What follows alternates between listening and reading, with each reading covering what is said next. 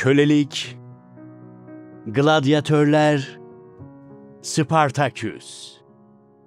Tarihçilerin araştırmaktan asla bıkmadığı Antik Roma'nın meşhur kölelik tarihinden kölelerin gladyatörlüğüne ve köle gladyatör Spartaküs'e uzanan küçük bir zaman yolculuğuna çıkacağız. Antik Roma'nın özelliklerinden biri de tarihi boyunca köleci bir toplum olmasıydı. Köle bir anneden doğan çocuk, babası ne kadar yüksek bir statüye sahip olursa olsun artık bir köleydi. Köle olmanın bir başka sebebi ise özgürlüğünü kaybetmekten geçiyordu. Roma vatandaşları borçlarını ödeyemezse belli koşullarda köle sayılmaktaydı. Roma hukuku kölelere neredeyse hiçbir hak tanımamıştı. Hatta tam tersi sahipleri köleler üzerinde her anlamda hak sahibiydi. Öyle ki efendisinin tuvaleti geldiğinde kölesi tuvalet kabını getirir, efendisi tuvaletini yaptıktan ve ellerini yıkadıktan sonra kölesinin saçında ellerini kuruturdu. Bazen de köleler tuvaletten sonra efendisinin altını süngerle silerdi. Hatta eşya ve borçlar hukukunda köleler mal gibi görüldüğü için efendileri isterse onları en ağır şekilde cezalandırabilir, dahası öldürebilirdi de. Ancak ilerleyen dönemlerde bu insanlık dışı durum değişti ve köle azat etmek artık bir statü sembolü sayılmaktaydı. Kazanılan savaşlardan dolayı köleler genelde yabancıydı. Geç Cumhuriyet döneminde Akdeniz'e hakim olununca köle ticareti de arttı. Farklı işlerde çalıştırılan köleler savaşçıysa gladyatör yapılırdı.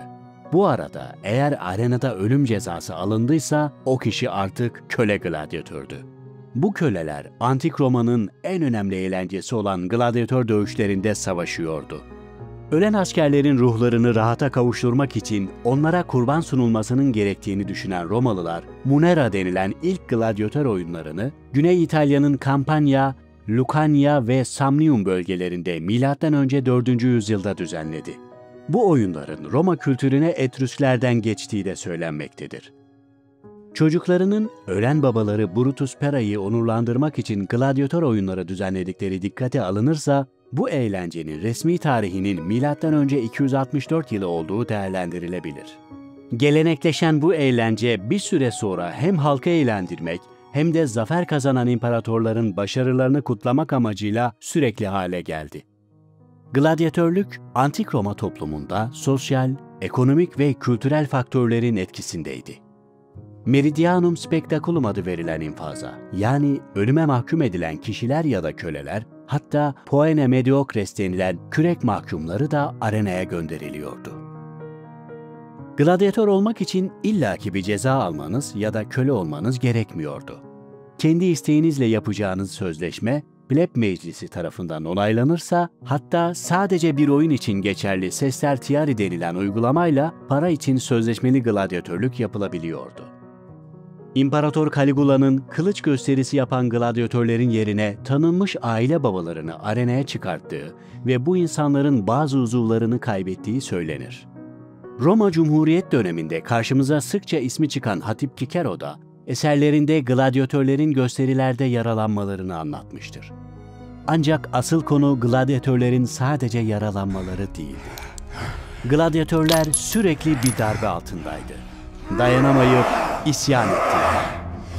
M.Ö. 104 yılında Capua'da 2 kere köleler ayaklanmış, ancak bu ayaklanma her seferinde başarısızlıkla sonuçlanmıştı. Yine de isyancılar bu ayaklanmalardan cesaret buldu. 3. köle isyanı, Capua'daki okuldan kaçmayı planlayan 200 gladyatörle gerçekleşti. Ancak büyük bir ihtimalle ihanetçiler yüzünden bu plan deşifre edildi. Buna rağmen kaçmayı başaranlar oldu ve aralarında Spartaküs de vardı.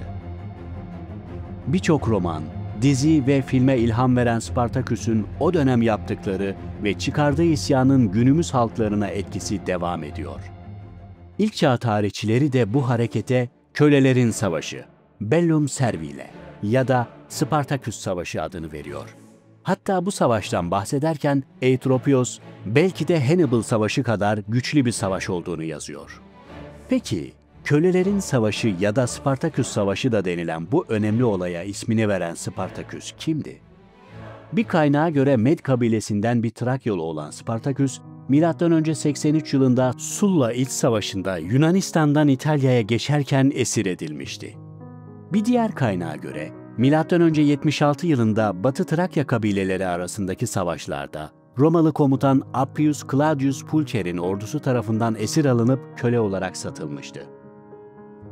Appianus, Spartaküs'ün doğduğunda özgür bir Trakyalı olduğunu yazar. Nitekim Trakyalı kraliyet ailesinde Spartaküs isminin görülmesi, aristokrat olma ihtimalini güçlendirse de bu onun asıl ismi miydi, sonradan mı almıştı kesin olarak bilinmemektedir. Dilbilimciler Spartaküs isminin Sparrus, Sparum, kargı ya da mızrak ve Trako Frigo bir sıfattan takos, ünlü ya da saygıdeğer sözcüğünün birleşmesinden meydana geldiğini öne sürer. Bir diğer iddia, bu ismin mitolojik bir anlamı olduğudur.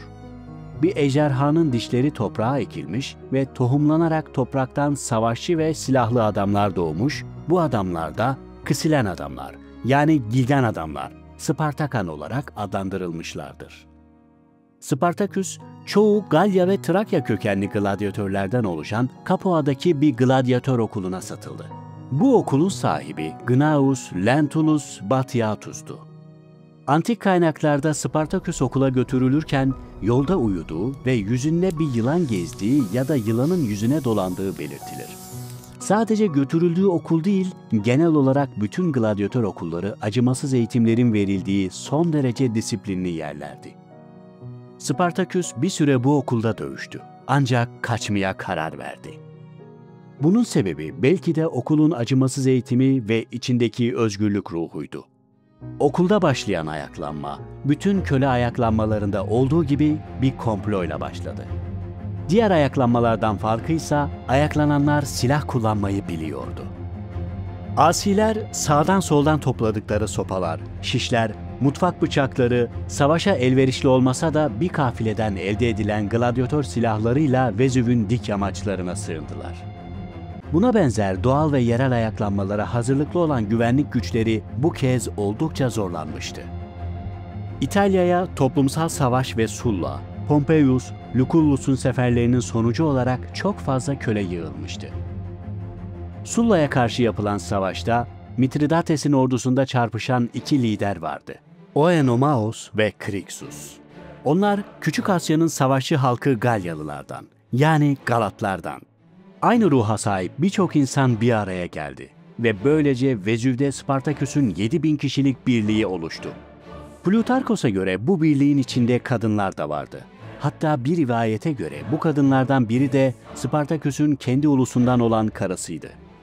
Spartaküs, Sulla yönetiminin açıklarını kullanarak hazırlık yaptı.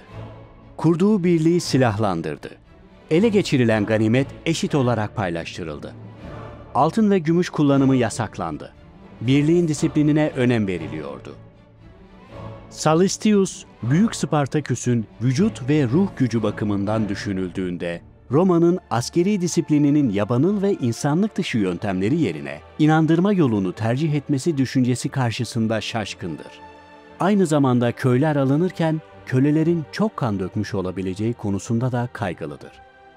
Sallustius'a göre ülkeyi kendi malı gibi korumaları emrini vererek Athenion geleneğini onurlandırıyor gibiydiler.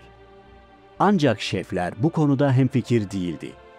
Sallustius, harekat planları konusunda köleler arasında bir iç savaş çıkmak üzereydi der. Yağmalamaya son derece alışkın olan Crixus ve soydaşları Galyalılar ve Germenler ayrıldılar ve Gargano Tepesi yakınlarında bulunan Apulia'ya karargah kurdular. Ancak bu onların sonu oldu. Romalılar tarafından sarılıp kılıçtan geçirildiler. Spartaküs çok güçlüydü. Plutarkos'a göre ona karşı yapılan bu savaş Roma'nın karşılaştığı en zor, en tehlikeli savaşlardan biri oldu.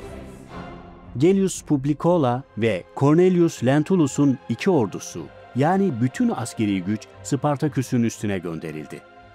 Roma hüsrana uğramakla kalmadı, asiler Romalıların ağırlıklarının bir bölümünü de ele geçirdi. Ardından güneye doğru ilerlediler. Başkentteki Collina Kapısı Savaşı kahramanı, Sulla'nın son arkadaşı, diktatör Licinius Crassus, Cumhuriyet silahlı güçlerinin başına geçirildi. Crassus'un elinde birçok köle vardı. Oldukça büyük bir gönüllü kölesi Crassus'un sancağı altında toplandı. Eskiden uygulanan sıkı disiplin kuralları tekrar yürürlüğe konuldu. Örneğin savaş alanından kaçan birlikler cezalandırıldı. Ceza olarak 10'ar kişilik topluluklar halinde kura çekiyorlar ve kurayı çeken asker öldürülüyordu. Bu cezayla 500 asker öldürüldü. Appianus'a göre bu sayı 4000'di. Ani bir haberle Lucullus'un ordusu Trakya'dan, Pompeius'un ordusu İspanya'dan çağrıldı. İtalya'dan toplanan büyük bir ordu oluşturuldu. Yolu Crassus tarafından Picenum sınırında kesilen Spartacus yine yenilmedi. Ancak bu kez kuşatma manevrasında başarısız oldu. Çevirme hareketinden görevli 2 lejyonun başında prokonsül yardımcısı Mummius vardı. Silahlarını bırakıp kaçanlar kurtulabildi. Appianus konuyla ilgili şöyle der: Spartaküs bu başarısına karşın savaş sanatında henüz yeterince ustalaşmadığını ve birliklerinin tümünün uygun biçimde silahlanmamış olduğunu hissettiği için Roma üzerine yürümek olan ilk tasarısından vazgeçti. Spartaküs'ün Picenum sonrası Sicilya'ya geçmek için güneye doğru ilerleyişi hakkında Plutarkos tarihe şu notu düşmüştür: Lucania'yı geçip denize doğru çekilen ve Messina boğazında Sicilya korsanlarıyla görüşen Spartaküs, Sicilya'ya 2000 adam göndermeyi tasarladı. Bir süre önce bastırılmış ve büyük bir ayaklanma için küçük bir kıvılcım bekleyen köleler savaşını bu adada tekrar başlatmak için bu kadar insan yeterli olacaktı. Spartaküs bir kış gecesi kar fırtınasından yararlanarak kuşatma hatlarını zorladı ve düşmanın arkasına geçti. Crassus artık yolu açık olan Roma üzerine Spartaküs'ün yürümesinden korktu. Aynı sıralarda Spartaküs'e karşı Trakya ve İspanya'dan ordular çağrıldı. İki ordunun birleşmesini engellemek isteyen Spartaküs, İyon denizindeki büyük savaş limanı Brindisium'da karaya çıkmakta olan Lucullus üzerine yürümeye karar verdi. Tek sorun Brundisium'un bir saldırıyla ele geçirilemeyecek kadar sağlam olmasıydı. Yeni bir hamle belirleyen Spartaküs, Crassus üzerine döndü. Ordu oldukça zayıflamıştı. İtalyan kökenli olduğu tahmin edilen liderleri Caius Cannicus Castus'un bulunduğu topluluktan ayrılan 12.000 kişilik güç bu fırsatı değerlendirip üzerlerine saldıran Crassus tarafından yok edildi. Spartaküs ile Crassus son kez karşı karşıya geldi. Kuzeyde Lucania'da oldukça acımasız ve uzun soluklu bir savaş gerçekleşti. Kalçasından okla yaralanıp dizüstü düşen Spartaküs, kalkanıyla kendini savunmaya çalışıyordu. Ancak daha fazla dayanamadı. Kendisi ve çevresindekiler korkunç bir şekilde can verdi. Gladyatörler oldukça fazla kurban vermişti. 1000 Romalı'nın öldüğü savaşta Spartaküs'ün cesedinin bulunamadığı söylenir. Plutarkos bu ölümü daha dramatik bir şekilde aktarır. Çarpışmadan önce kendisine atını getirdikleri zaman kılıcını çekip atını öldürdü ve "Zafer kazanacak olursak düşmanın atları arasında iyi atlar bulurum.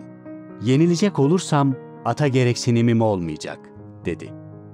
Bunları söyler söylemez Crassus'u bulmak amacıyla düşmanın ortasına atıldı.